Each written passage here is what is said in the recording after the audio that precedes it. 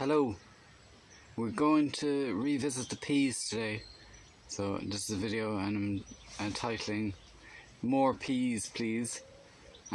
So earlier on in the season we grew peas and grew a lot of them in pods. So I started taking some of these out recently and we're going to put them in small structured shapes so that they can grow on.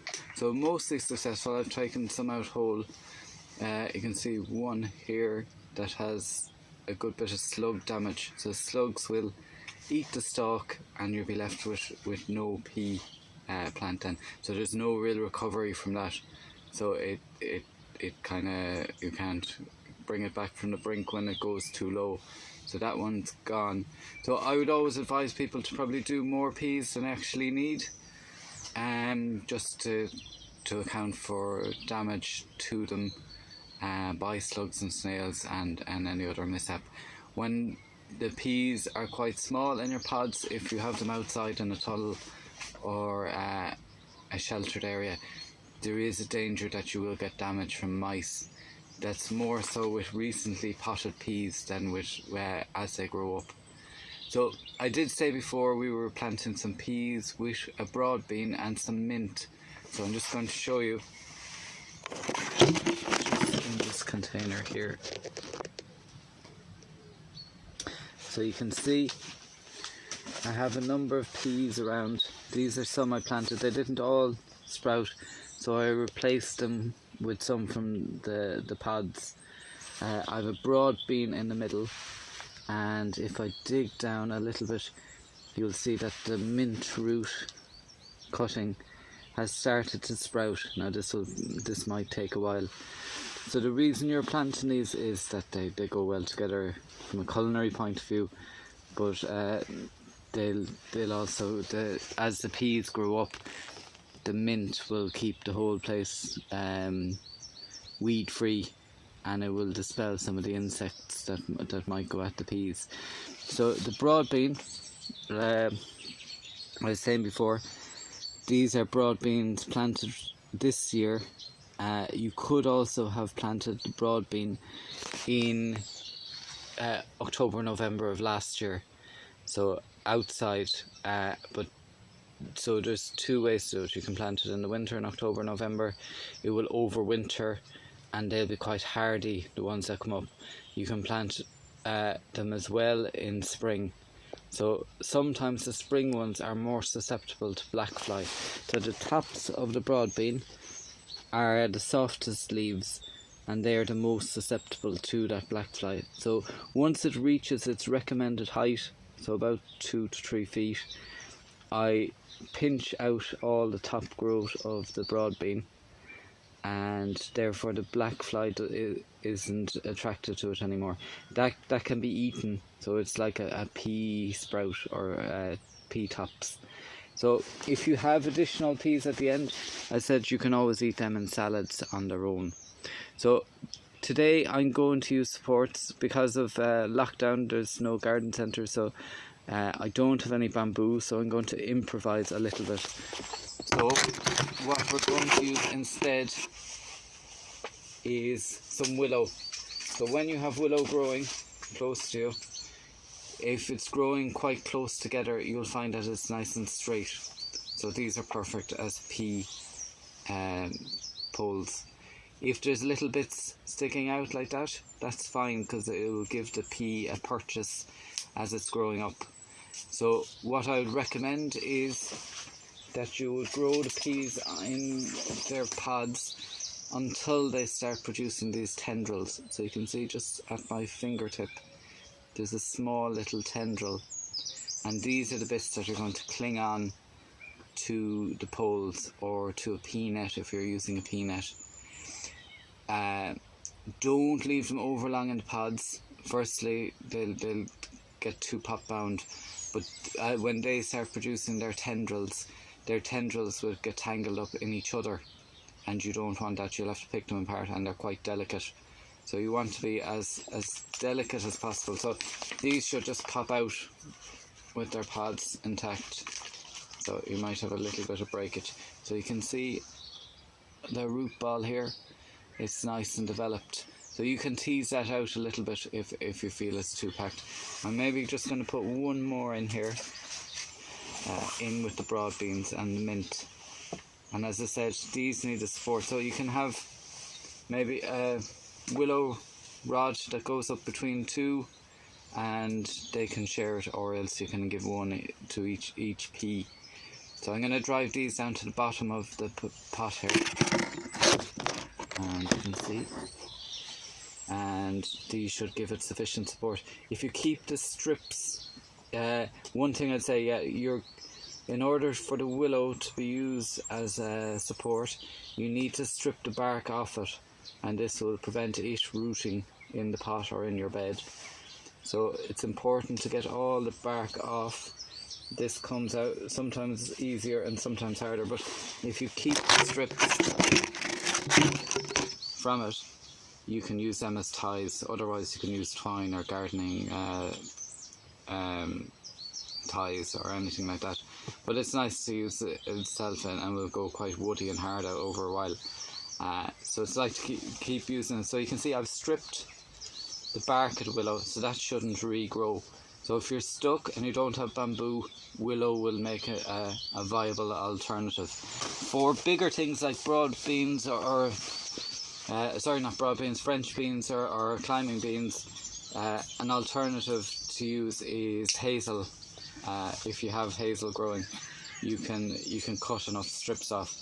So I'm just going to use the secateurs to trim the last bit off this. So I'm going to make another video as well shortly around brassicas. The cabbage is much misunderstood, and a very useful plant to grow in your garden. So we're going to call it beautiful brassicas. So hopefully the pea I'm growing today is Duc de Provence, but also a good one to grow kind of early in the season is early onwards. Both are grow quite quickly. So if you remember from our first video, with the peas you can soak them, so you're soaking them for around 5 or 6 hours, and in cool boiled water from the kettle. It's just going to speed up the germination process. So the Duc de Provence took a long time to germinate. I think we planted them initially after soaking in early January. So they have taken their time, but they've grown quite nice and slowly and steadily. So I'm going to drive these down. So if you're driving them into the earth, what I tend to do is sharpen the ends of the bamboo, and that eases them going in. So I'm putting these in. As I said, when I finish, I'm going to tie them all at the top, and they'll have great support. So large pots will do your peas if people don't have a bed specific for them. And if people want to do a lot of peas, I probably would recommend a pea net. So you'd have a wooden support on either side of the bed, and you're draping the pea net between them. It's kind of like a tennis net, and you're letting the peas grow up that. The only thing I would say, if you are using a pea net, so you can grow on either side of the net because it will go to the soil level, that don't have one pea on one side of the net and another pea exactly opposite on the other side, so they will get tangled with each other. So I would put one here on one side, and the next one would go maybe a foot away on the other side, and then you're varying them all the way up, and you tend not to have that same amount of tangling. I like to pinch out my peas when they get to the top of the pea net, or to a certain height on the pole, so say 3 feet or so, or maybe a little bit more. So you don't want them to indefinitely grow up, you want them to start getting bushier. So like we said before, by pinching out the top growth, you're encouraging lateral growth, so you're encouraging them to get bushier. And likewise with the broad bean. So by pinching out the top growth, you're doing two things. You're decreasing the ability of the black fly to damage the broad bean, but you're also encouraging it to get bushier. So the bushier it gets, the more broad beans it will produce. So just while these three are together, and we're just from a culinary point of view, a good idea I always think is when you have the peas and the broad beans, and you'll have mint at the same time. So a nice meal to make is a pea and broad bean risotto. So once you've shelled the pea and beans from their pods, don't throw the pods away. There's a lot of goodness and a lot of juiciness and flavour in them. So what I like to do is to make a stock from them and use the stock to keep your risotto going. So risottos, as you know, if anyone has ever cooked them before, will take a lot of moisture, so that you typically use a chicken stock. Now you could mix the chicken with the stock with the pea and bean pods, and then you can add the peas and beans to the risotto with some mint, and then if you are eating meat with it, I would add something like a chorizo or a pancetta or ham or chicken, and they all kind of work well together. But as a vegetarian dish, that works quite well, the pea, the broad bean and the mint. So they're definitely a good combination. So I'm going to continue on with the poles here. As I said, when you have 3 or 4 of them done, you can tie them at the top. And this whole mixture can move out together. I've numbered them, so just be very much sure that you're stripping the bark at the bottom, and you don't have to strip it all the way up, but just as so that the bit planted won't have a bark on it. As I said, the other thing about peas that's noteworthy is that they are, and the bean, is that they will capture nitrogen from the air, so they're known as nitrogen fixers. So what will happen is they'll store that nitrogen as little nitrogen nodules underneath the soil. So it's important, if you want to use them to the best of their abilities, that you cut them at the end of their season at ground level, so where they meet the soil. So you're leaving the nitrogen nodules and the roots in the soil. The roots will break down and disintegrate, but the nitrogen will stay in the soil. So in a crop rotation system, what's going to happen is that you're going to follow the year after the peas and beans. You're going to put brassicas in. So we'll be talking about brassicas next. So peas and beans will put the nitrogen back into the soil, and the brassicas are very hungry for nitrogen, so everyone's quite happy. And following on from that, the year after the brassicas or cabbage family, you're going to put the carrots and onions usually with them. So the peas and beans put the nitrogen in, the cabbage use it the following year, and the following year after that it's very exhausted of nitrogen, and that's going to suit the carrots. So that simple 3-year crop rotation, everyone's happy. So there is benefits and disadvantages with different crops in crop rotation. So the potato or the courgette, for instance, the year you have them in the beds, it's going to be very weed free the year after. So they have very extensive leaf coverage, and that leaf coverage is going to prevent the weeds from making a home in your beds.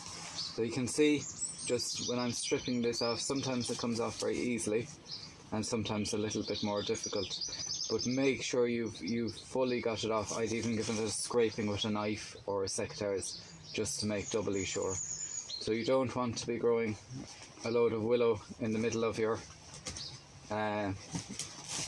in the middle of your peas and beans. So I will be making a video as well about using the willow to make your homemade rooting gel, but it's the bark of that. So you can save the bark if you want. So you either cut the willow into chunks about 1 inch long and put them in a jar with water, or you can just the willow bark you've stripped off, you can soak that in water. So both of them will have the auxin, the hormone commonly found in rooting gel, and therefore it will, over about the course of a week or 2, will dissipate into the water and it will create your own rooting gel. Now I'm going to keep some of them to use as ties up the top. So I'm just going to show you now one I did earlier in the beds. So these are, as I said, I like to use the willow as an alternative to bamboo because I have plenty of it. But also, if people have it, another thing you can use is elder. So the elder's quite a lot of bumps and lumps on it, and it goes in all kind of different shapes. So it's ideal to use as a pea support. So the peas quite happily grow up it. So if you can see here, I've just done a 3 pole wigwam, and it's tied at the top then with the willow itself, so with the leftover willow, so it'll have a kind of naturalistic effect. So I've put them just on the inside, and you can see that you're placing the tendrils, and they're just resting on the supports, so they'll eventually cling onto them, and they'll grow up quite happily up the tree or up the supports. As I said, if you have a number of side branches, don't cut them too flush with the main branch, because you want a little support for the pea as it grows up.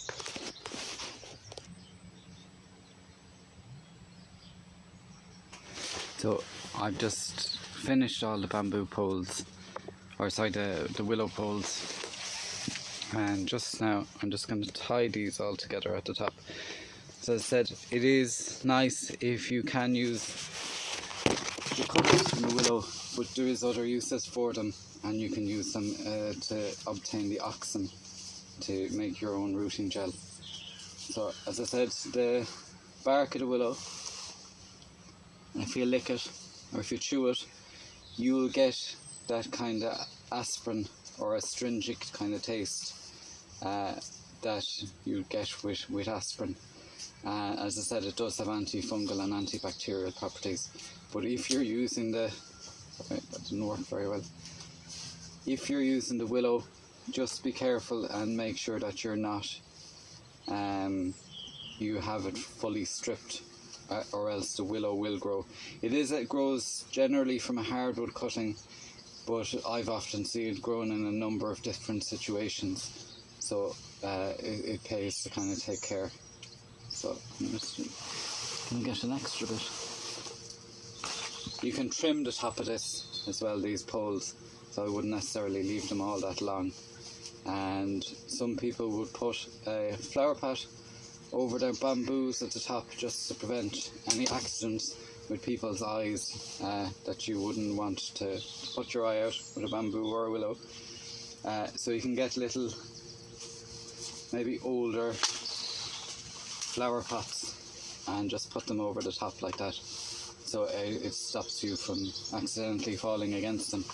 So I'm going to trim these down anyway and make sure that they're nice. And so again, you don't have to use the willow. I'm just trying to use what we have around us naturally. So again, when you're using a secateurs, try to keep it nice and sharp and good. So this is a lovely pair of secateurs.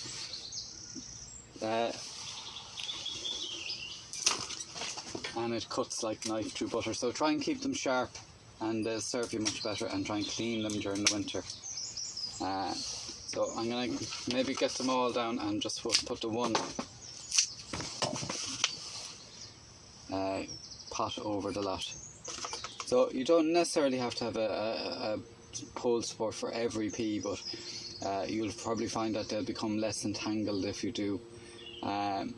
And as I said, if you have pair peas, you can plant them very close together, and as I said, you can eat the pea tops. So you often sometimes get them in restaurants, and they will they'll taste like peas, but you'd eat them more like a salad. So when you're cutting the tops off your pea plants, when you feel they've got tall enough, you can also eat these as well. So as I said, you can do the same with the broad beans. So don't let any of it go to waste. And as I said, these peas are podded peas, so you'll pod them out of the shells, but there are other types that you'll eat the whole lot, kind of mange two varieties. But as I said, don't throw away the pods ever, so you can always get a kind of nice pea stock. I have heard of people making a pea pod wine if you're feeling very adventurous. So anything with a sugar content will allow you to make a kind of country wine out of it. So that's it from the peas. As I said, still at this stage they're probably fairly vulnerable to slugs. So what I would do is maybe put some crushed eggshells or slug pellets, if you're using them, around them at this early stage. Once they start climbing up the poles, the slugs won't kill them, but they might take a leaf or two. But at this stage they're still probably a bit vulnerable. The peas, if you're bringing them, if you had started them off inside, just need to be hardened off before they go outside. So try to use an upturned clear children's toy box, or make your own cold frame from materials you have, so maybe bricks and an old window. Okay, so that's the end of additional peas, please, and we hope to join you again. So we're going to do one, keeping with the crop rotation system. Our next video is going to be about brassicas, so beautiful brassicas, so all the cabbage family. Okay, thank you.